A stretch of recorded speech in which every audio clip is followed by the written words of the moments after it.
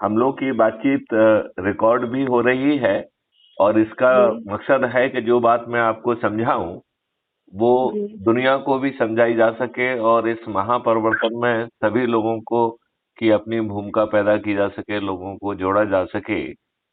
जी। ये इसका सोच और चिंतन है।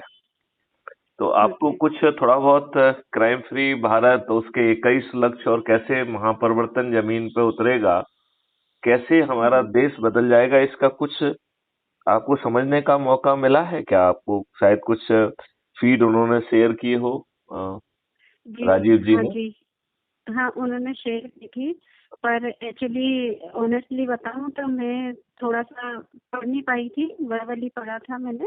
हाँ हाँ। हाँ जी, थोड़े तो बहुत पॉइंट पढ़े थे जी। मुझे अच्छा, आप बताएं, डिस्क्राइब करें। बेसिकली ये एक कहना चाहिए कि पिछले 75 साल की जो जर्नी हमारी है, ये जी हमारे साथ एक छलावा है। जी। हमारी जो एक स्वतंत्रता है, ये एक लीज एग्रीमेंट के तहत, ट्रांसफर ऑफ पावर के तहत मिली। और अंग्रेजों ने 1857 की क्रांति दोबारा ना हो पाए, अच्छा। भारतीयों का शोषण करने के लिए, भारतीयों को अपमानित करने के लिए, उनको उत्कंठित करने के लिए, उनको न्याय से वंचित रखने के लिए प्रक्रिया में फंसाकर उन्हें वर्षों बरस जो है ना कोर्ट कचहरी के चक्कर लगाने के लिए जो नियम कानून, प्रशासनिक और जुडिशियल व्यवस्था बनाई थी, ये मेरे ख्याल से आप सहमत होंगे कि यह लज्जा का विषय है कि जो गुलामी के समय हमारा नियम कानून और प्रशासनिक और जुडिशियल व्यवस्था होना चाहिए, क्या वही जो है स्वतंत्र भारत के देशवासियों पर थोपी होना चाहिए क्या? क्या सोचना है अनीता जी आपका? नहीं, थोड़ा बहुत तो चेंजेस होना चाहिए, वही सिस्टम है, आ, उन्हीं मेरे का ख्याल सिस्टम से चल रहा है। मेरे ख्याल से थोड़ा बहुत कहना उचित नहीं है। इसमें आमूल चूल परिवर्तन होना चाहिए, जो स्वतंत्र देश के हम्म, स्वतंत्र नागरिकों के लिए होना चाहिए। जहां जी। पर जो अंग्रेजों ने अपने हित के लिए cognizable, non cognizable civil offence बनाए, हम्म, जो ऐसी प्रशासनिक व्यवस्था बनाई जो कि लाट साहब थी, जिसका मैं डीजीपी था, समझ गए? जी और जी जी। उस लाट साहबी व्यवस्था को इतने अधिकार और दे दिए गए कि हम जो 15 अगस्त 1947 के पहले हमारी स्थिति थी, संभवतः आज हम उससे बड़े गुलाम हो गए। हाँ, सही बात बोल और जो इस व्यवस्था का वैधानिक दायित्व है, ये उस वैधानिक दायित्व का भी निर्वहन नहीं कर रही है व्यवस्था। कर रही है क्या? नहीं, नहीं कर रही सर। नहीं। इससे तो आ, मैं पूरी तरह सहमत हूँ हाँ। कि नहीं हो पा रहा है। उसकी नीयत और सोच नहीं है। आप थाने पे जाते हैं, आपकी एफआईआर दर्ज नहीं होती है, आपके अपोनेंट को फोन करके बुला लिया जाता है और आपके खिलाफ जो है ना फर्जी काउंटर केस रजिस्टर कर लिया जाता है, आपके ऊपर दबाव बनाने के लिए। जी जानबूझकर जो है ऐसे प्रकरणों में ढेर सारे लोगों के नाम रख दिए जाते हैं और फिर उसमें बरसों बरस जो है आदमी प्रक्रिया में उलझा रहता है, कोर्ट कचहरी के चक्कर लगाता रहता है हाँ, और कोई जस्टिस नहीं मिलता है। और कोई जस्टिस और नहीं मिलता है।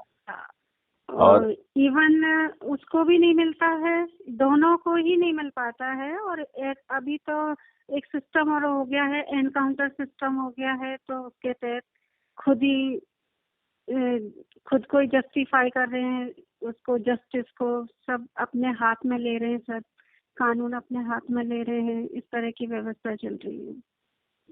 देखिए, यदि व्यवस्था जो है डिलीवरी नहीं करेगी तो शॉर्टकट्स का डिजाइनिंग होगा, राइट? और जी कई बार हम उन शॉर्टकट्स को अप्रिशिएट भी करते हैं, तारीफ भी करते हैं। यदि आपने हैदराबाद वाली वो इंसिडेंस देखी हो तो वहां हाँ जो है दूधों से उसकी जो है फोटो को दूध दूध से नहलाया गया। लोगों ने इतनी श्रद्धा उनके प्रति जो है ना प्रदर्शित की। हम्म, आ, लेकिन सवाल उठता है कि हमको जो इकोसिस्टम दिया गया है, क्या वो इकोसिस्टम स्वतंत्र देश के स्वतंत्र नागरिकों को बेहतर मिलना चाहिए था कि नहीं मिलना चाहिए था? मिलना चाहिए था। आपकी आज 75 इयर्स हो गए हैं तो देश कहाँ से कहाँ होना चाहिए था। कानून व्यवस्था सारी सब और भी अच्छी होनी चाहिए थी। आप बिल्कुल ठीक कह रहे हैं, लेकिन सवाल उठता है कि जो राजनीतिक पार्टियां हैं और जो जिन लोगों को टिकट देती हैं, क्या उनके चेहरे ध्यान से देखें, क्या वो अच्छे लोग हैं? क्या वो जो है स्वयं जो है दुष्चरित्र अपराधी टाइप के लोग हैं जो करोड़ों रुपए देके जो है टिकट को खरीद रहे हैं और चुनाव में करोड़ों रुपए खर्च कर रहे हैं? अनीता जी, मैं आपसे जानना चाहूंगा कि जो ये दारू साड़ी और पैसे बांटते हैं वो आज के कानून के तहत अपराध है कि नहीं? अपराध है सर। करेक्ट। आप तो देखेंगे कि सभी के कैरेक्टर सर्टिफिकेट लें तो कोई भी कैंडिडेट जिसके केसेस वगैरह हैं तो वो क्या इलेक्शन लड़ने के काबिल है वो? देखिए, आपने एक बहुत महत्वपूर्ण मुद्दा उठाया है। आपको अनीता जी जान के ताज्जुब होगा कि पिछले 8 सालों में 3 पीआईएल माननीय सुप्रीम कोर्ट में लगाई गई और जिसका मोटा तौर पर जो है मजनून ये था कि इस देश में चपरासी बनने के लिए, चपरासी से छोटा कोई पद नहीं होता है, तो चपरासी बनने के लिए आपको साक्षर होना भी जरूरी है, सचरित्र होना भी जरूरी है, और यदि पुलिस ने जो है आपको नेगेटिव रिपोर्ट दे दी तो चपरासी की नौकरी मिलने के बावजूद भी आपको जो है ना अपॉइंटमेंट लेटर नहीं मिलेगा, आपका सिलेक्शन होने के बावजूद भी। जी हाँ। और वेरिफिकेशन होता है। वेरिफिकेशन होता है, वही पुलिस वेरिफिकेशन की मैं बात कर रहा हूँ। और आपका एक छोटा मोटा केस हो गया जिसमें आपस में आपने समझौता भी कर लिया, पुलिस उसे कन्विक्शन मानती है और एक नेगेटिव रिपोर्ट देती है और आपकी चपरासी की लगी हुई नौकरी भी आपको नहीं मिलेगी।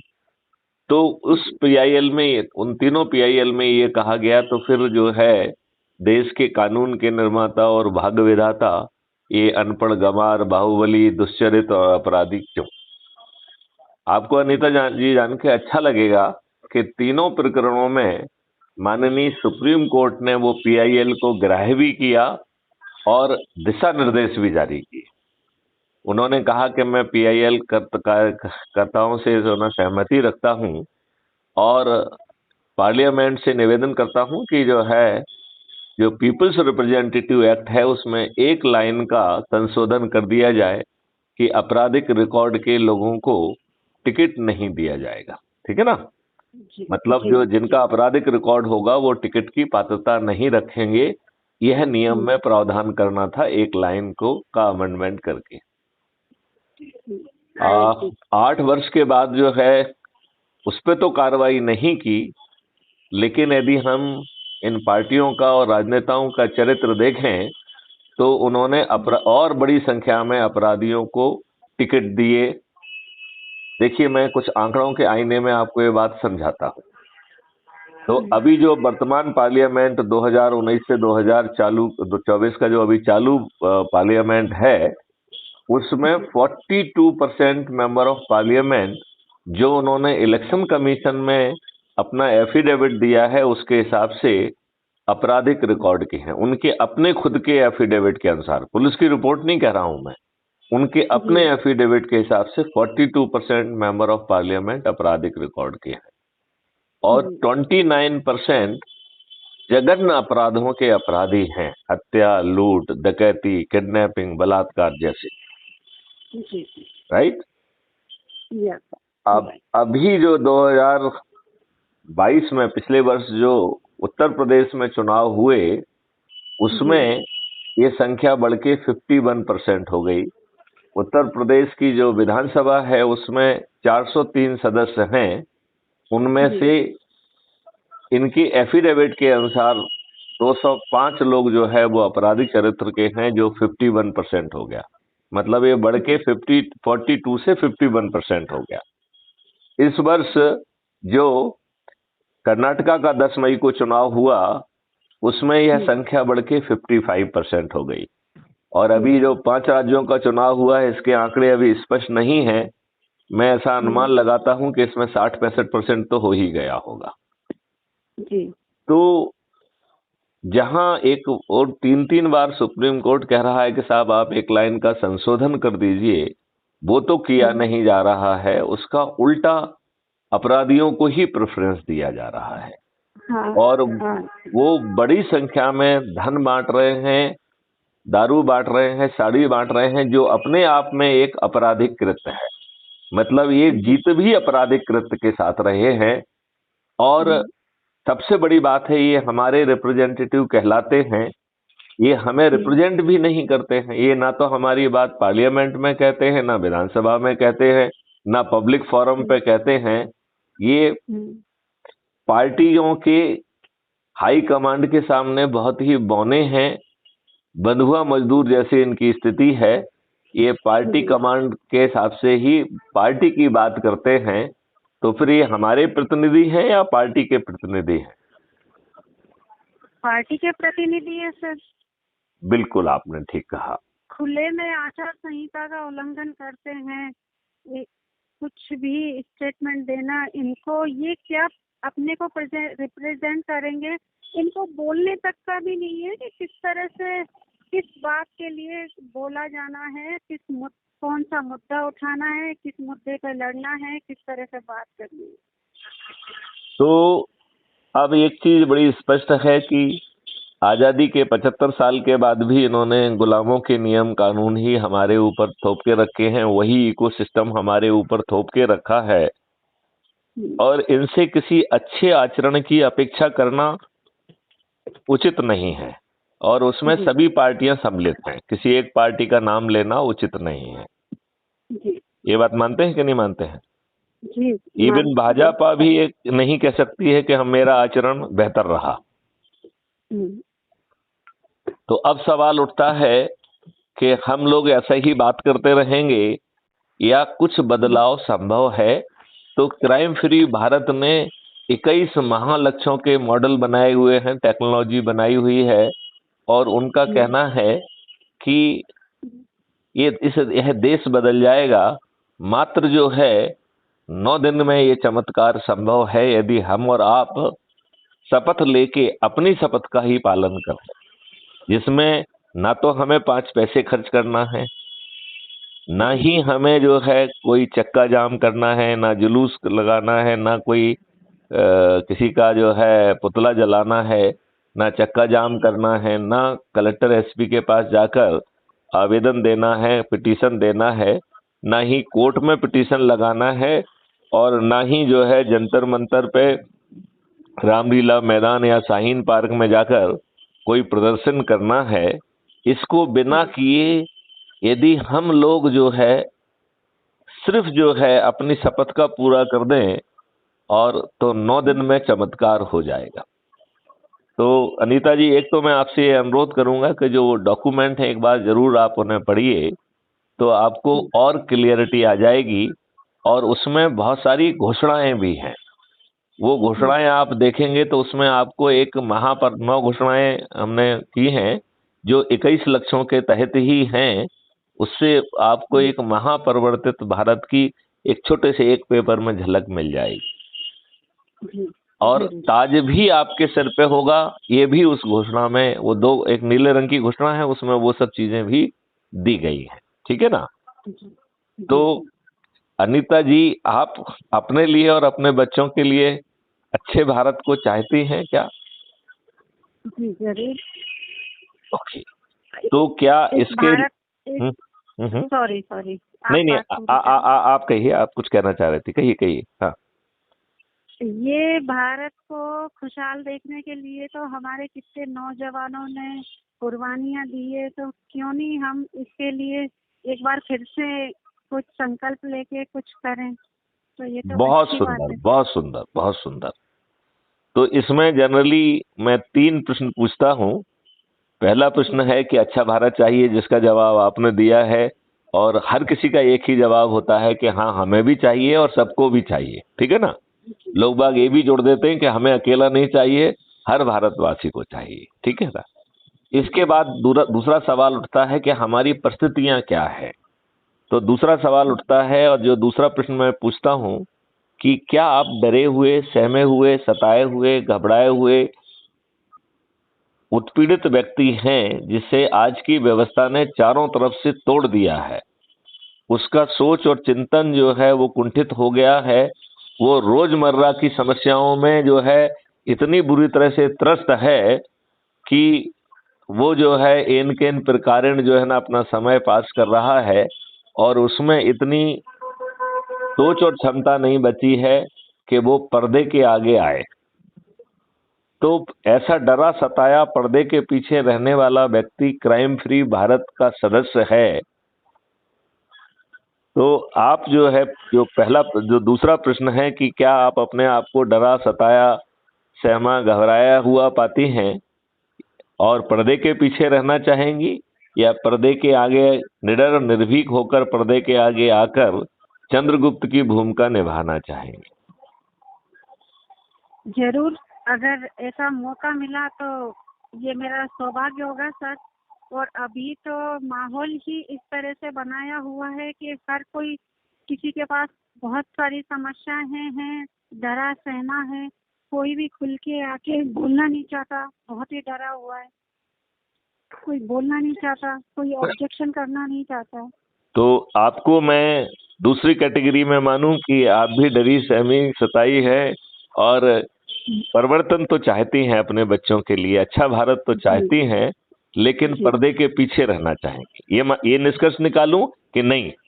आप वीरांगना हैं, निडर हैं, निर्भीक हैं, और चंद्रगुप्त की शपथ लेकर, जो सदस्यी शपथ है उसके साथ साथ जो है सुबह और शाम एक एक संगोष्ठी करेंगी, और अपने किसी कार्य में जो आज आप कर रही हैं उसमें कोई व्यवधान पैदा नहीं होने देंगी, उसे आज की तुलना में उस और ज्यादा तल्लीनता के साथ करेंगी, जिससे कि जो काम आप कर रही हैं उसका जो लाभ परिवार को या समाज को मिल रहा है वो और भी बढ़े हुए दर पे मिले। जी जरूर। नहीं तो आपका जवाब अभी भी नहीं आया है कि आप अपने आप को किस उसमें मान रहे हैं? मैं देखिए सर, डरी हुई तो बिल्कुल भी नहीं, परेशान जरूर हूँ पर डरी हुई बिल्कुल नहीं हूँ। बिल्कुल। क्यों? तो हाँ जी, आप मुझसे धीरे धीरे मिलेंगे, बातें होंगी तो मैं बहुत सारी चीजें बताऊंगी, तो डरी हुई तो नहीं हूँ। बहुत सुंदर, बहुत सुंदर। तो अनीता जी, मैं आपको जो है निडर निर्भीक वीरांगना चंद्रगुप्त के रूप में देख रहा हूं, और सबसे पहले मैं आपको डरे सहमे सदस्य की क्या भूमिका है वो समझाना चाहूंगा, क्योंकि 99% लोग तो डरे सहमे पर्दे के पीछे रहने वाले लोगों में ही आते हैं, और उसमें कोई बुराई नहीं है। इन डरे सहमे लोगों को कुछ करना नहीं है, और ये महापरिवर्तित भारत उनको मिल जाएगा। तो डरा सहमा रहने में भी कोई दिक्कत नहीं है, ठीक है ना। तो इसमें 3 जो है शपथ हैं इंटरनल, जो कि कहना चाहिए कि सदस्य की शपथ है। तो सदस्य की शपथ पहला कह रहे हैं कि मैं डरा हूं, सहमा हूं, सताया हूं, घबराया हुआ हूं, और पर्दे के पीछे रहूंगा, और पर्दे के पीछे रहकर अपने ही आपको जोड़ूंगा, अपने परिवार के लोगों को जोड़ूंगा, अपने रिश्तेदारों को जोड़ूंगा, अपने मित्रों को जोड़ूंगा, अपने पड़ोसियों को जोड़ूंगा, अपने आसपास के युवाओं और बुजुर्गों को जोड़ूंगा, और जिन भी संगठनों और समुदायों और जिन भी हम ऑर्गेनाइजेशन से जुड़े हुए हैं उनके लोगों को जोड़कर 10 लोगों को प्रतिदिन शपथ करके जोड़ते हुए 9 दिन में 90 लोगों को जोड़ने का संकल्प करूंगा। बस ये इसकी सबसे महत्वपूर्ण शपथ है, राइट। यदि सामने वाला अपने आप को जोड़ लेता है, इतने मात्र से 90% काम कंप्लीट हो जा रहा है, सिर्फ अपने आप को जोड़ने से। तो बताइए अनीता जी, क्या खुद को जोड़ना कठिन है? खुद को जोड़ना तो कठिन नहीं है सर, अभी जो कठिन परिस्थितियां बनी हुई है वो यही है कि लोग अपने आप को जोड़ नहीं पा रहे हैं, अपने आप को समेट नहीं पा रहे हैं। लेकिन यदि आपको 21 लक्ष्यों के सहित महापरिवर्तित भारत मिल रहा हो और बदले में आपको कोई तकलीफ नहीं है, कोई नियम नहीं तोड़ना है, कोई जाहिरा कार्रवाई नहीं करना है, तो मुझे लगता है कि इस भाव में जहां आपको एक समृद्ध भारत मिल रहा है, निरोगी और दीर्घायु भारत मिल रहा है, जहां आपके नियम कानून में जो गुलामी है वो दूर हो जा रही है, जो प्रशासकीय व्यवस्था है वो पारदर्शी अकाउंटेबल हो जा रही है, और ऊंचे पदों पर बैठे हुए हम जैसे लाट साहब यदि सही समय पर सही निर्णय नहीं लेते हैं तो उन्हें लाखों में हर्जाना देना होगा, वो भी अपनी जेब से। 5 सर्टेनिटी के साथ अपराध मुक्त भारत होगा जहां बिना थाने जाए एफआईआर दर्ज होगी।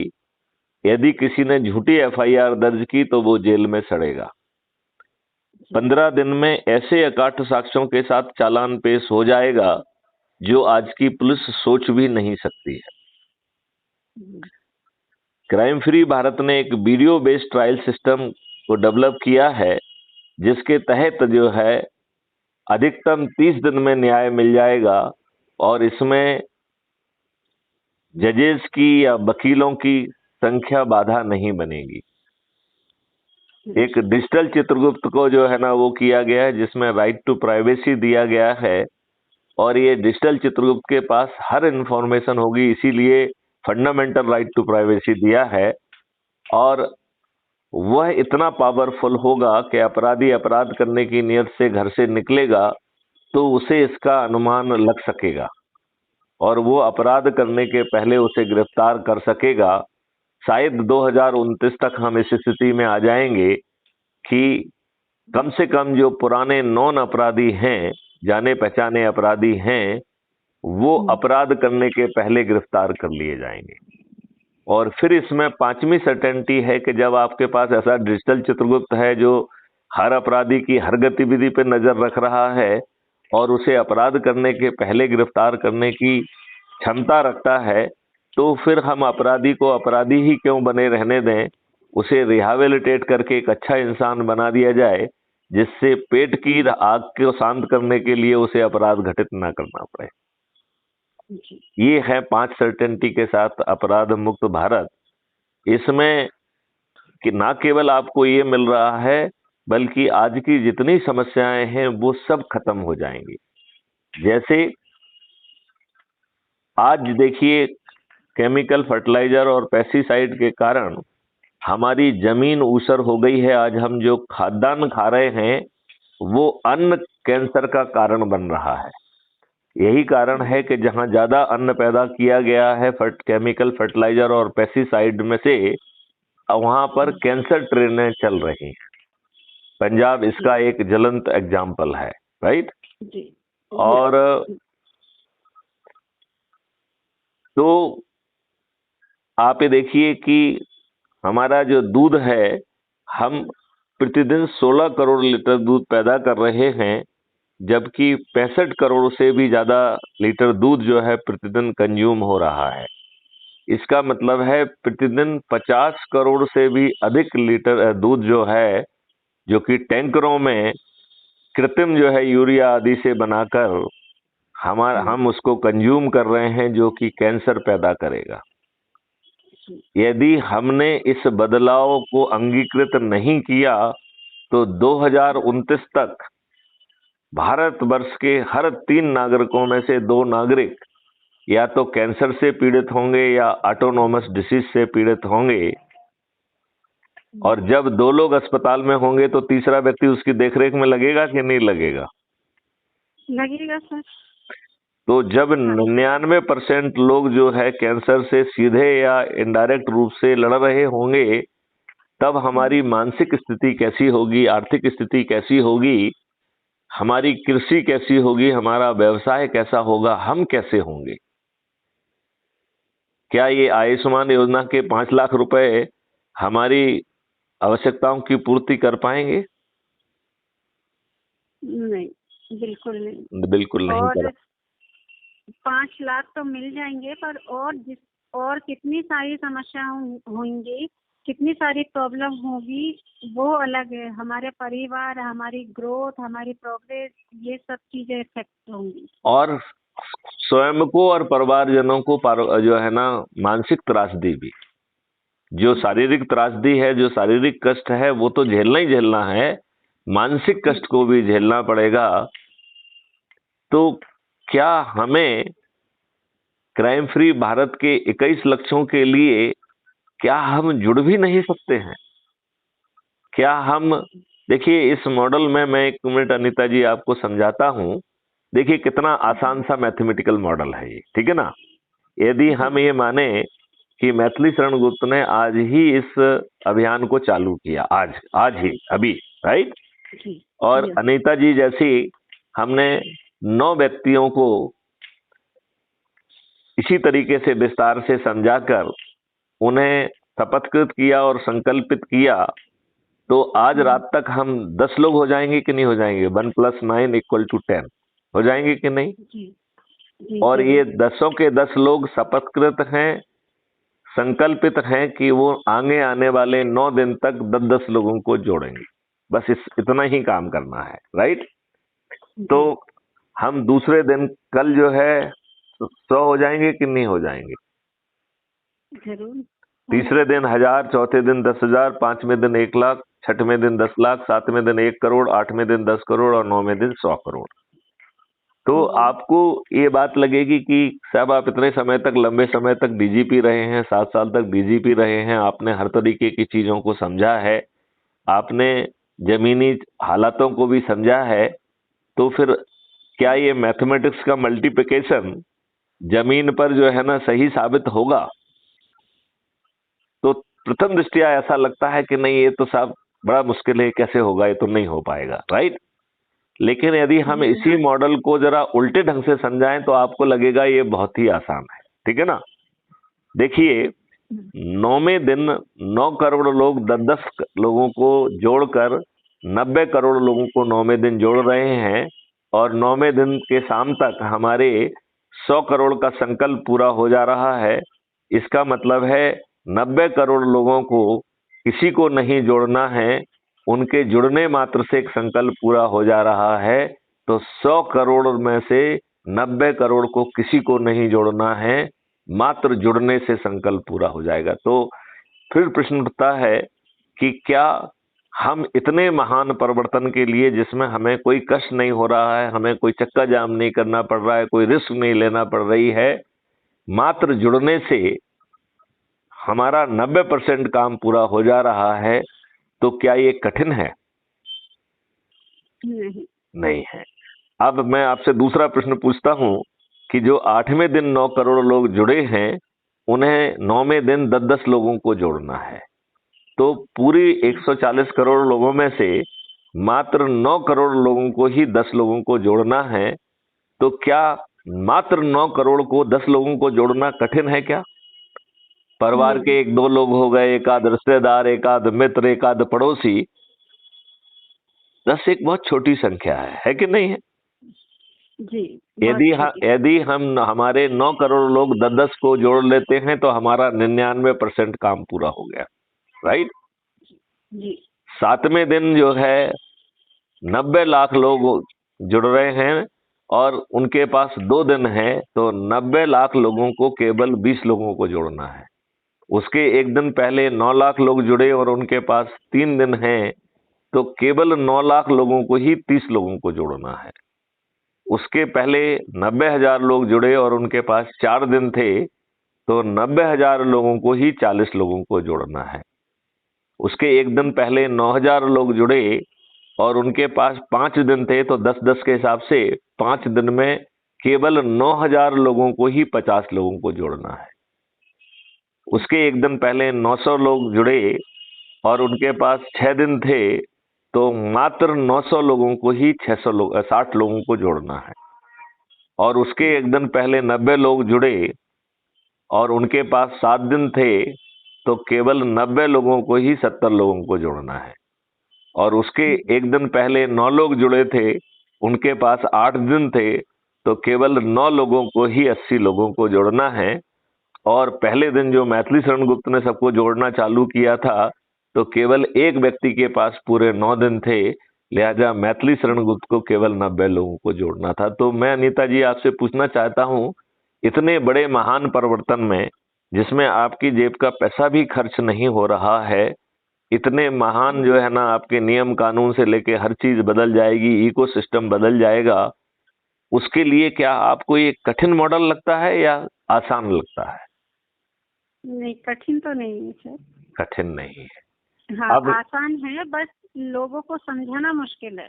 जैसे कि अभी यदि लोगों की जो हम mental- यदि हम हाँ, यदि हम लोगों को ना कह के अपने ही परिवार के सदस्यों की बात करें, तो बहुत सारे लोगों को तो ये अंदाज होगा कि हमारी मम्मी ने कहा है तो हमारे भले के लिए कहा होगा।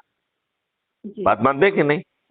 जो हाँ जी, आपके रिश्तेदार हैं, जो आपके व्यक्तित्व में आस्था रखते हैं कि आप इतनी बड़ी इंडस्ट्रियलिस्ट हैं, आप इतने बड़ी समाज सेवी हैं, वो कहेंगे कि अनीता जी ने कहा है तो ठीक ही होगा।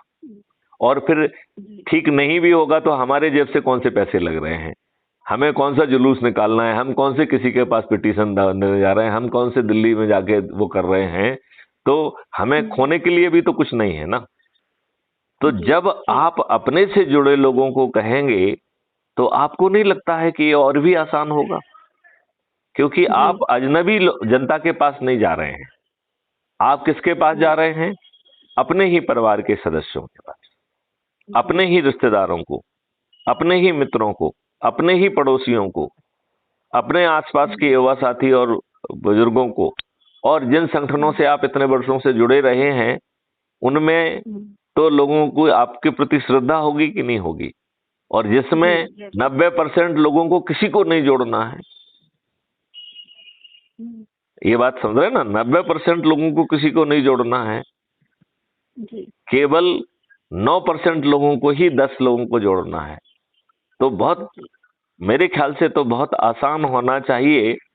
और उन्हें समझाने के लिए मैथिली शरण गुप्त ने एक क्राइम फ्री भारत की पूरी चैनल चलाई हुई है यूट्यूब की, जिसमें इस समय 4800 से भी अधिक वीडियो हैं, जो बता रहे हैं कि 21 लक्ष्यों से कैसे जो है ना महापरिवर्तन आएगा, कैसे जो है बहुत सारे मॉडल ऑलरेडी बना लिए गए हैं, और बाकी जो है नियम कानून और इकोसिस्टम में बड़ी आसानी से परिवर्तन लाया जा सकेगा।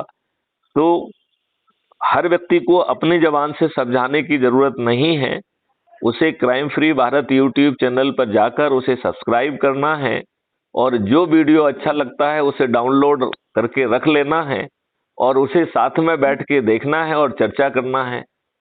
और यदि कोई ऐसा प्रश्न पूछा जाता है जिसका जवाब आपसे नहीं बन पड़ रहा है, वो क्वेश्चन हमारे पास तक पहुंचा देना है, और या तो हम उनसे 1 to 1 कम्युनिकेशन करके वो पॉइंट का जवाब देंगे, या यदि जनरल पॉइंट है तो उसका एक वीडियो बना के भी भेजा जा सकता है, जो आप उन तक पहुंचाकर उन्हें बड़ी आसानी से कन्विंस कर सकती हैं कि नहीं कर सकती हैं? जी, जी, कर सकते हैं, बराबर। तो आप अनीता जी क्या जिम्मेवारी लेना चाहेंगी, चूंकि आप महिला हैं, क्या आप महिला विंग की अध्यक्ष बनना चाहेंगी? जी, अभी अभी तो सर मेरी घर की परिस्थितियां ये सब चीजें करने की अनुमति नहीं देती है। नहीं, देखिए, यदि आप स्वयं अध्यक्ष नहीं बनना चाहती हैं, कोई दिक्कत नहीं है। तो क्या आप अपने आसपास के माहौल से एक ऐसे जो है ना महिला व्यक्तित्व को पहचान सकती हैं, जो जिसको अध्यक्ष नामित किया जा सकता है इंदौर जिले का? फिर उस अध्यक्ष को फिर उस अध्यक्ष को 2 जो है उपाध्यक्ष, 4 सहायक उपाध्यक्ष और 8 एग्जीक्यूटिव मेंबर्स को नामित करना है। यदि महिला वर्ग में भी यदि हम उसको 3 अलग अलग वर्गों में बांट सकें तो और भी अच्छा होगा। जैसे महिला किसान विंग, राइट, महिला व्यापारी विंग, महिला इंडस्ट्रियलिस्ट विंग, महिला श्रमजीवी विंग, जिसको हम गरीब नारायण कहते हैं। तो हमारा पेनिट्रेशन जो है वो बहुत फास्ट हो जाएगा। जी।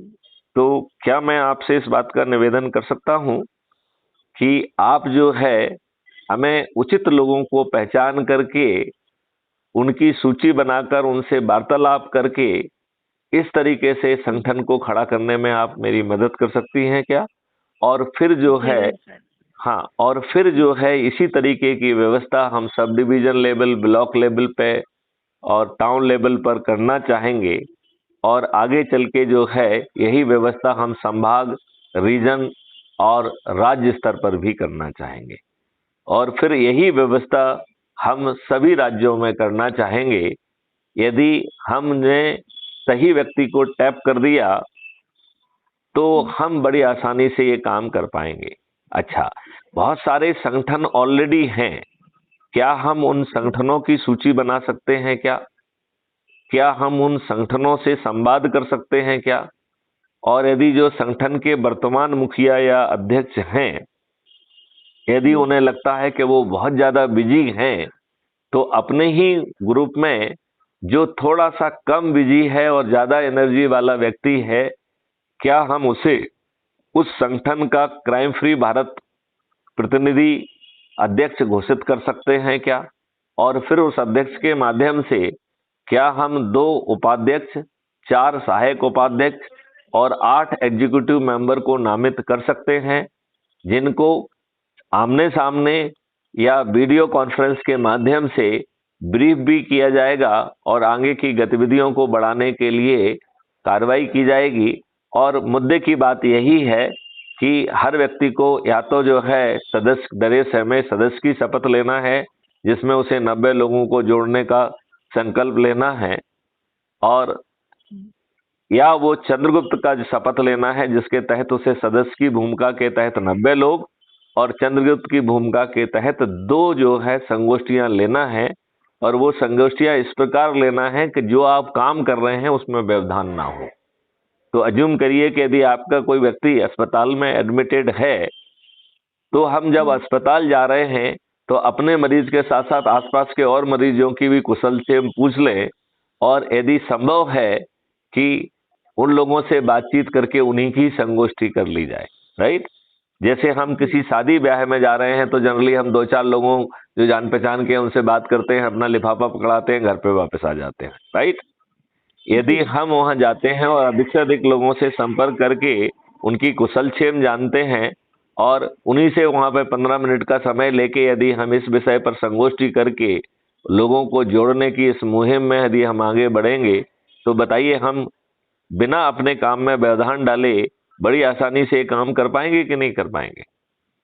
जी जरूर, आइडिया बहुत अच्छा है सर आपका। तो इसमें जो है इसको पूरे दिन भर का काम नहीं बनाना है, हमें अपने कामों को यथावत करना है बिना किसी व्यवधान के। बल्कि जब आप ये काम करेंगे तो आप में इतनी सकारात्मकता और ऊर्जा पैदा हो जाएगी कि आप जो अपना काम करेंगे उसकी गुणवत्ता में सुधार आ जाएगा। ये बात आप क्या महसूस कर पा रही हैं? जी जरूर। तो मैंने जो आपको जिम्मेवारी इनडायरेक्टली दी है कि चूंकि आपकी पारिवारिक परिस्थितियां आपको स्वयं जिम्मेवारी लेने के लिए इजाजत नहीं दे रही हैं, तो क्या आप ऐसे लोगों की पहचान करने में हमारी मदद करेंगी? और वो मदद भी समय सीमा में करना है। क्या हम आने वाले 3 दिन में ऐसे लोगों के बारे में चिंतन करके उनके नाम की एक सूची बनाएं और वो सूची और उनके मोबाइल नंबर के साथ मुझसे शेयर कर लिया जाए, और फिर हम आप उनसे बात करें और मुझे कॉन्फ्रेंस कॉल में ले लें, या उनको जो है ना जो चीज आपको राजीव जी ने भेजी है वो चीज पहले भेज दें। उनसे आप निवेदन करें कि आप इसका अध्ययन कर लें, शाम को या दूसरे दिन जो है ना हम उन लोगों से बात कर सकते हैं। तो हम बड़ी आसानी से जिम्मेवारी और संगठन को खड़ा करते हुए 9 दिन में वो चमत्कार कर देंगे जो आज तक नहीं हुआ है।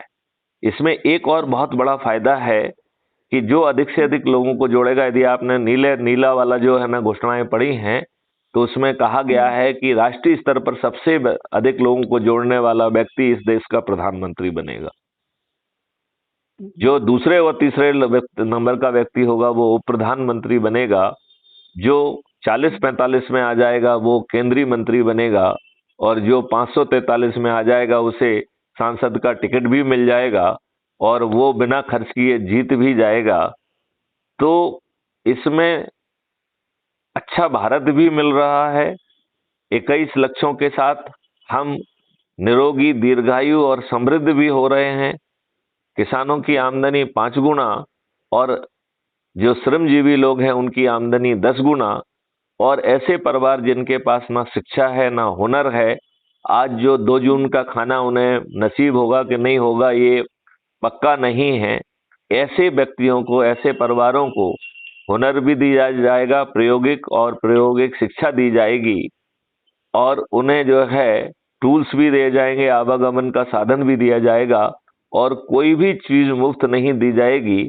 2029 तक उनकी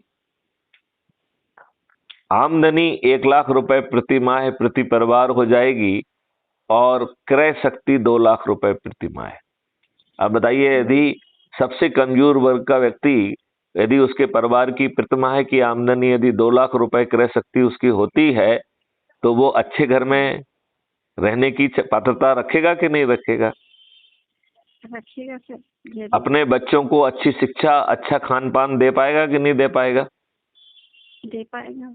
और जब ये तो 2029 तक होने वाला है, उस अनुमान के आधार पर यदि आर्किटेक्ट आपके घर में पहुंच के आपको दिखाए कि साहब आपकी आमदनी इतनी होने वाली है, लिहाजा आपको इस तरह के घर की पात्रता बनती है, आप जरा पहले तो ये देखिए कि किस लोकेशन पे ये प्रस्तावित लोकेशंस हैं, इनमें से कौन सी लोकेशन आपको सूट करेगी।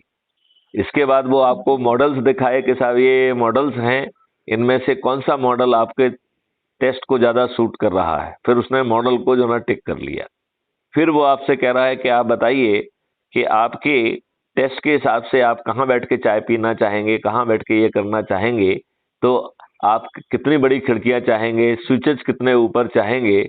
ऐसी छोटी मोटी चीजें जो है ना वो नोट करके, यदि आपको अपने सपने का घर मिल जाए और उसके लिए आपको इमीडिएटली 5 पैसे ना देना पड़े, आसान किस्तों में जब आपकी क्रय शक्ति 2 लाख रुपए प्रति माह हो जाए, उस समय के बाद वो कटता रहे, तो बताइए आपको महापरिवर्तित भारत मिल जाएगा कि नहीं मिल जाएगा। और जब ये सबसे गरीब परिवार की स्थिति है, तो बाकी देश कितना बड़ा समृद्ध देश होगा। ये बहुत आसान है। इसमें, इस मॉडल में मिट्टी को पुनः उर्वरक और रासायनिक विष से मुक्त करते हुए किसानों की आमदनी 5 गुना करने का प्रावधान है। राइट? तो मैं, आप इसमें और कुछ प्रश्न पूछना चाहेंगे क्या? जी, मैं वही उसी पे आ रही थी हाँ, कि हाँ। जैसे आपने मुझे ऑफर किया है कि महिला विंग की आप अध्यक्षा बने, तो उसके क्या क्या काम होंगे वो मैं पूछना उसको चाहती कुछ नहीं करना है, सिर्फ संगठन को खड़ा करना है। सिर्फ जो है अध्यक्ष जो है को जो है 2 उपाध्यक्ष, 4 सहायक उपाध्यक्ष और 8 एग्जीक्यूटिव मेंबर को नामित करना है। और जो सदस्य के रूप में शपथ लेगा, उसे सदस्य की शपथ के तहत अपने लोगों को जोड़ना है। और जो चंद्रगुप्त की शपथ लेगा, उसे एडिशनल सुबह शाम एक संगोष्ठी करना है, वो भी अपने काम में बिना किसी व्यवधान के। मुझे लगता है ये आपके स्तर पर भी संभव है। लेकिन हाँ, मतलब इसमें कोई ज्यादा कुछ करना ही नहीं है। लेकिन हाँ, संगठन का खड़ा करना और फॉलो अप लेना। राइट? और जैसे आपने अज्यूम करिए कि ये 15 लोग हो गए, 1 अध्यक्ष, 2 उपाध्यक्ष, 4 सहायक उपाध्यक्ष और 8 एग्जीक्यूटिव मेंबर, तो इस प्रकार 15 की टीम बन गई है। राइट? जैसे ही ये 15 की टीम बनेगी, मैं उनसे वीडियो कॉन्फ्रेंसिंग करके उनको पूरी बात समझाऊंगा, और आगे की रणनीति पे पहले तो उन्हीं 15 लोगों में अधिकांश चंद्रगुप्त की ही शपथ लेंगे, क्योंकि जब वो पदाधिकारी हैं तो मैं ये मान के चलता हूं कि उनमें इतना जीवट तो होगा कि वो जो है चंद्रगुप्त के रूप में अपने आप की शपथ लेंगे। तो वो साथ में उन्हें संगोष्ठी भी करना है। बाकी लोगों को जो संगोष्ठी करेंगे, जिनके पास जाएंगे, उनमें से जो डरे सहमे होंगे उनको सदस्य की शपथ दिला देंगे, और जो निडर निर्भीक होंगे उनको चंद्रगुप्त की शपथ दिलाना है। और हम जो है चंद्रगुप्त की शपथ और इसके जो है प्रिंट आउट निकाल के रखें, तो जो सदस्य की डरे सहमे की सदस्य की शपथ लेना चाहता है वो उसकी शपथ को हस्ताक्षरित करे और उसका वीडियो बना दे और मुझे टेलीग्राम ऐप पर भेज दे। राइट, बस इतना करने से काम बन जाएगा। और आगे आपको उससे फॉलो अप करना है कि जो चंद्रगुप्त है वो अपनी शपथ के अनुसार 2 संगोष्ठियां ले ले, और वो भी अपने काम में बिना व्यवधान के। यदि वो अस्पताल जा रहा है तो जैसे मैंने समझाया तब भी वो इस तरीके से काम कर सकता है, यदि वो शादी ब्याह में जा रहा है तो भी इस तरीके से काम कर सकता है, वो कोर्ट कचहरी जा रहा है तो भी इसी तरीके से काम कर सकता है। तो वो जो भी काम कर रहा है, चाहे वो नौकरी कर रहा है तो नौकरी करने की वाली जगह पे जा रहा है, तो नौकरी के स्थान पर या आने जाने वाले स्थान पर अपने ही जाने पहचाने व्यक्ति से कहे कि भाई हम बहुत दिनों से आपके पास नहीं बैठे हैं, हम आ रहे हैं आपके साथ चाय पीना चाहेंगे। राइट, और यदि आसपास के कुछ लोगों को आप बुला लेंगे तो 10-15 मिनट उनसे बातचीत करेंगे, और उसमें crime free Bharat YouTube channel के जो वीडियो आपको दिल को ज्यादा छुए हैं उनको साथ में बैठे देख के चर्चा करके शपथ लेना है। बस इतना ही काम करना है, बस और कुछ नहीं करना है। आप बताइए, इस पूरी प्रक्रिया में क्या हमारे कोई पैसे खर्च हो रहे हैं? जी नहीं। क्या हम कोई ऐसा काम कर रहे हैं जिसमें कोई जोखम हो? ना हम कोई चाका जाम कर रहे हैं, ना कोई जुलूस निकाल रहे हैं, ना कोई पिटीशन दे रहे हैं, ना दिल्ली जा रहे हैं, ना कुछ कर रहे हैं। लिहाजा ये पूरी व्यवस्था पूरी तरह से रिस्क फ्री है कि नहीं है? जी। और जब आप ये काम करेंगे तो आपके मनोबल में एक अलग सी एनर्जी रहेगी, आपका खुद का जो है एनर्जी लेवल हाई रहेगा। तो जो आज आप काम कर रहे हैं उस अपने काम को आप ज्यादा गुणवत्ता से कर पाएंगे। जी। कर पाएंगे कि नहीं कर पाएंगे? क्योंकि आपको लगेगा कि आप बड़ा काम कर रहे हैं और एक बड़े देश का निर्माण होने वाला है और वो भी चंद दिनों में हो जाएगा। तो मुझे लगता है ये बहुत कठिन तो बिल्कुल नहीं। और यदि कुछ लगता है कि कुछ लोगों को आपने कहा और उन्होंने अपनी शपथ को पूरा नहीं किया, तो उनको प्रेम से समझाया जा सकता है, या उसकी एवज में 2-4-10 लोगों को और जोड़ लिया जाए तो क्या प्रॉब्लम है? जी। ठीक है ना, क्योंकि 90% लोगों को तो किसी को नहीं जोड़ना है। तो वो जुड़ गया और उसने किसी को नहीं जोड़ा तो भी 90% तो काम उसने कर ही दिया ना। यदि उसने 10 लोगों को जोड़ दिया तो आपका उतना तो काम कर दिया उसने। और जो लोग जुड़ गए हैं उनसे वार्तालाप वो भी कर सकता है और हम भी कर सकते हैं। इसलिए हम बार बार कह रहे हैं कि आप टेलीग्राम ऐप को जरूर डाउनलोड करिए। जो जैसे व्हाट्सएप होता है ऐसे ही टेलीग्राम ऐप है। टेलीग्राम ऐप ज्यादा पावरफुल है। व्हाट्सएप में तो जो है 1000 का ग्रुप बनाया जा सकता है, पहले तो 250 का ही ग्रुप बनता था। टेलीग्राम में 2 लाख का ग्रुप बनता है, 2 लाख लोगों का एक ग्रुप, और जो सदस्य हैं वो भी मेंबर को ऐड कर सकते हैं। ठीक है ना। तो आपने जैसे 10 लोगों को जोड़ा, उन्होंने जिनको जोड़ा तो उसमें दिखाएगा, तो हर कोई जो है ना जो जोड़े वो 10-10 को जोड़ता रहेगा, तो आप वहां देख भी पाएंगे कि किसने किसको जोड़ा है। राइट। और हम आपको जो है अभी SMS से ही एक लिंक भेज रहे हैं जो क्राइम फ्री भारत मिशन की है। उसके लिए आप क्लिक करेंगे तो वो ऐप डाउनलोड हो जाएगा। उसमें आप अपना फोटो लोड करके अपना नाम लिख के आपके जो सामाजिक कार्य और जो भी कार्य हैं उनको लिखते हुए आप एरिया पिन कोड डाल के ऐसे ही सबमिट करेंगे तो आप क्राइम फ्री भारत मिशन के सदस्य बन जाएंगे। और इसमें जैसे आप उस ऐप को खोलेंगे तो सबसे नीचे उसमें प्रोफाइल है दाहिनी तरफ। तो जैसे ही आप प्रोफाइल पे क्लिक करेंगे तो उसमें ऑटो जनरेटेड आपका आइडेंटिटी कार्ड मिलेगा। तो जो बिल्कुल फोटो आइडेंटिटी कार्ड रहेगा, जो आप फोटो अपलोड करेंगे वही फोटो के साथ रहेगा। उसमें क्राइम फ्री भारत के लोगो मोनो सब लगे हुए होंगे और आप उसे डाउनलोड, उसमें 4 ऑप्शन है, एक डाउनलोड लिंक है, तो उसे आप डाउनलोड करेंगे तो वो आपका फोटो गैलरी में सेव हो जाएगा, जिसे आप प्रिंट करा के लेमिनेट भी करा सकते हैं। ठीक है ना जी। और उसमें दूसरा ऑप्शन है, बल्कि पहला ऑप्शन है कि व्हाट्सएप पे शेयर करना। मुझे लगता है कि व्हाट्सएप में यदि आप शेयर करेंगे तो उसमें जो उसकी भाषा है वो जा रही है। तो मेरी अपनी सलाह है कि उसको सीधे व्हाट्सएप में शेयर करने की बजाय जो दूसरा ऑप्शन है कॉपी लिंक, तो उस लिंक को कॉपी करिए और जैसे मैं आपको अभी भेजूंगा तो मेरी भाषा में लिखा हुआ है कि आप क्राइम फ्री भारत मिशन को ज्वाइन करिए और मैं फलाना फलाना, मेरा नंबर सब कुछ उसमें लिखा रहता है। तो आप ये पाएंगे कि उसकी अपील ज्यादा होती है, राइट। उसमें मेरा नाम लिखा है, डेजिग्नेशन लिखा है, मेरे नंबर्स लिखे हुए हैं और हम अपने से पहचाने लोगों से को बात भेज रहे हैं, तो वो उसे बड़ी आसानी से फिर डाउनलोड कर सकते हैं और उसकी अपील ज्यादा होगी। तो उस लिंक से जो हमने मटेरियल लिखा उस पूरे को सिलेक्ट करके कॉपी करके फिर आप जो है ना उसको व्हाट्सएप पे, फेसबुक पे, जहां चाहें वहां पे पेस्ट करते जाइए, तो आपको बार बार लिखने का एफर्ट नहीं लगेगा और आप वहां तक उन सबको पहुंचा पाएंगे। तो जितने भी ग्रुप आपके हैं उसमें उसको आप शेयर कर लीजिए, राइट। फिर जो है एक सूची बना के जो महत्वपूर्ण लोग हैं उनसे चर्चा करके उनसे वो ऐप डाउनलोड कराइए। तो इसमें जो है ऐप की शक्ति काम कर जाएगी, हमारी फेस टू फेस मीटिंग संगोष्ठियां काम करेंगी, तो हम बड़ी आसानी से इसको पूरा कर पाएंगे और इसमें ताज भी आपके सिर पे आ रहा है। आप कल्पना करिए, यदि आप राष्ट्रीय स्तर पर सबसे अधिक लोगों को जोड़ने वाले यदि व्यक्ति बनते हैं तो अनीता जी जो है देश की प्रधानमंत्री होंगी। आप बताइए, आज के माहौल में कोई आपको प्रधानमंत्री बनाएगा क्या?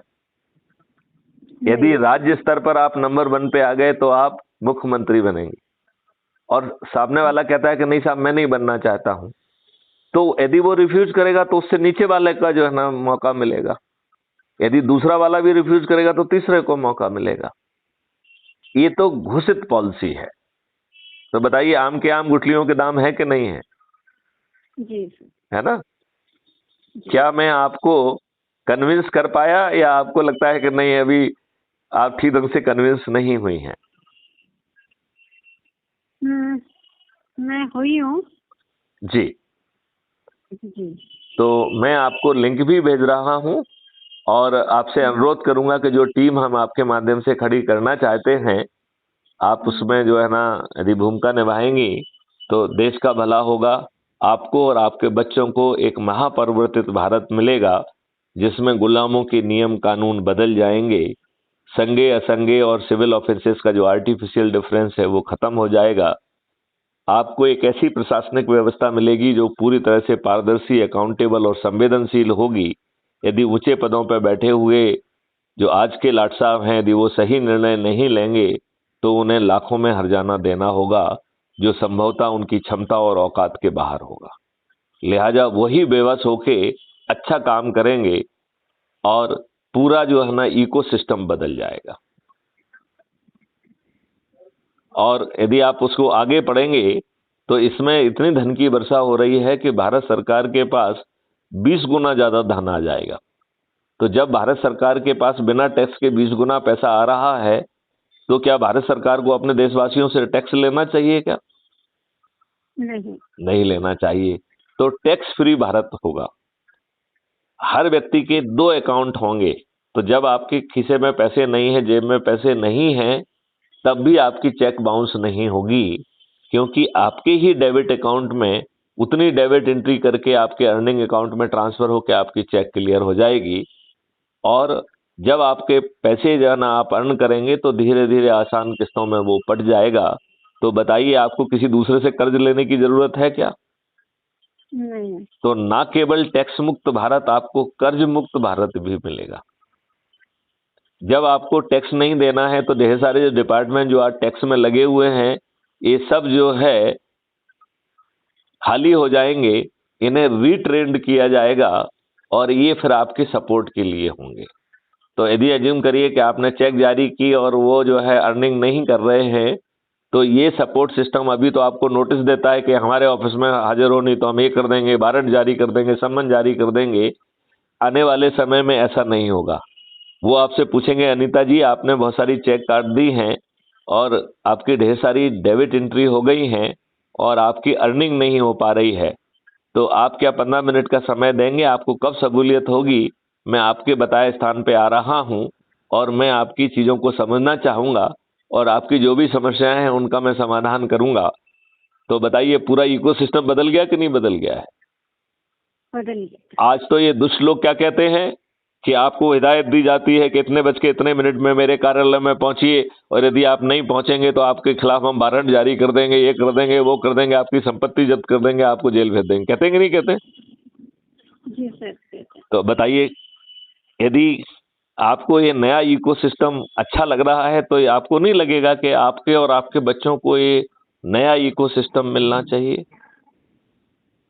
मिलना चाहिए सर, पर ये सब पॉसिबल हो पाएगा? मैंने आपके सामने पूरा खाका खींचा है, इसमें आपको कहाँ दिक्कत महसूस हो रही है? नहीं, कहीं दिक्कत महसूस नहीं हो रही, तो पर लोगों को कन्विंस कर पाएंगे आप उसे लोगों को क्यों कह रहे हैं? आप अपने बच्चों को कन्विंस कर पाएंगे कि नहीं कर पाएंगे? आप अपने रिश्तेदारों को कन्विंस कर पाएंगे, और उनको कन्विंस करने के लिए मैथिली शरण गुप्त के वीडियो है ना, जो अभी अपन बातचीत कर रहे हैं, ये भी कल तक अपलोड हो जाएगा, तो आप इसी वीडियो को जो है ना उनसे शेयर कर सकते हैं। जी, आप बात समझ रहे हैं ना? जब इस वीडियो को वो सुनेंगे तो जितना जैसे आप कन्विंस हुई, वैसे कुछ कुछ तो वो भी कन्विंस हो जाएंगे, और यदि उनके जेहन में कुछ प्रश्न रह जाएंगे तो मैथिली शरण गुप्त अवेलेबल है ना। जी जरूर। तो वीडियो कॉन्फ्रेंस के माध्यम से भी, और इसमें फेस टू फेस कम्युनिकेशन को बहुत वो दिया गया है। तो जब आपके जो संगठन जो भी आयोजन करते हैं तो वो जो है आमंत्रित करेंगे तो हम पहुंचेंगे, बल्कि हम जो इन संगठनों से उल्टा निवेदन करेंगे कि वो अपने जो ऑलरेडी बने हुए संगठन हैं उनको भी जोड़ना है, राइट? जी। तो वो जो है जब अपने जिला अध्यक्षों की एक बैठक बुला लें, उसमें मैथिली शरण गुप्त पहुंच जाएंगे, उनको जो है ना पूरी बात समझाएंगे, और वो लाइव होगी, और उसी का जो है ना वीडियो जो है ना जिला वाले चलाएंगे, और वहां पर वीडियो कॉन्फ्रेंसिंग के माध्यम से हम जुड़ जाएंगे। तो बताइए, आपको समझाने का जो कष्ट है वो आपको नहीं करना पड़ेगा ना। जी। एक अनुभवी 7 साल के डीजी पद पर रहने वाले व्यक्ति के मुंह से, जिन्होंने ऑलरेडी सब जो है ना ताना बाना बुना है, जिन्होंने कानून से लेकर टेक्नोलॉजी की चीजें बनाई हैं, आपको जानकारी है मैंने 11 स्मार्ट इंडिया हैकाथॉन कंडक्ट की हैं 2020 में। 54 यूनिवर्सिटी, जिसमें इंदौर के अधिकांश यूनिवर्सिटी है, इंक्लूडिंग आपका जीएसटीआई वगैरह, ये सब जो है डीएवीवी भी, ये सब जो है ना मैथिली शरण गुप्त के साथ एमओयू में है। इनके बच्चों को हमने ट्रेनिंग दी है, और उन्होंने क्राइम फ्री भारत के लिए सॉफ्टवेयर सॉल्यूशंस भी डेवलप किए हैं। तो हाँ, ये मतलब कोई राजनेता की मुंह की बात नहीं है, एक ब्यूरोक्रेट जिसने अपने जीवन समर्पित किया है उसकी सोच और चिंतन है। तो आपको लगता है कि समझाना इतना कठिन होगा? नहीं सर। नहीं होगा। तो फिर और कोई दिक्कत आप महसूस कर रहे हैं क्या? नहीं, और कोई दिक्कत नहीं है सर। और ताज भी आपके सिर पे आएगा, क्योंकि वो घोषित पॉलिसी है, राइट? यदि आपको झिझक होगी, आपको अज्यूम करिए कि आप राष्ट्र स्तर पे नंबर 1 पे आ जाती हैं, और आप महसूस करती हैं कि नहीं नहीं, मुझे प्रधानमंत्री का झमेला नहीं चाहिए, तो आप उसे पोलाइटली रिफ्यूज कर दीजिए। जो नंबर 2 पे होगा उसको मिल जाएगा वो। यदि नंबर 2 वाला भी रिफ्यूज करेगा तो नंबर 3 पे चला जाएगा वो। लेकिन आपको मौका मिलेगा, ये आपके हाथ में है। आपने देखा होगा, इसमें मैंने कोई भी निर्णय अपने पास नहीं रखा है। जी सर। तो अब लंबी बात हो गई है मेरे ख्याल से। इस समय हम लोग लगभग 1 घंटे की बात कर चुके हैं। 59 मिनट 27 सेकंड, मतलब 1 घंटा पूरा होने को है। तो चूंकि ये वार्तालाप रिकॉर्ड हो रही है और पब्लिश भी होगी, तो अनीता जी, आप अपने मित्रों को, साथियों को कोई संदेश देना चाहेंगे? जी, मैं यही संदेश देना चाहूंगी कि जो सर ने ये प्लान किया है इकोसिस्टम बनाने का नया, उसमें हम ज्यादा से ज्यादा भागीदारी देकर इसको सफल बनाएं। बहुत सुंदर, बहुत सुंदर। और इसलिए सफल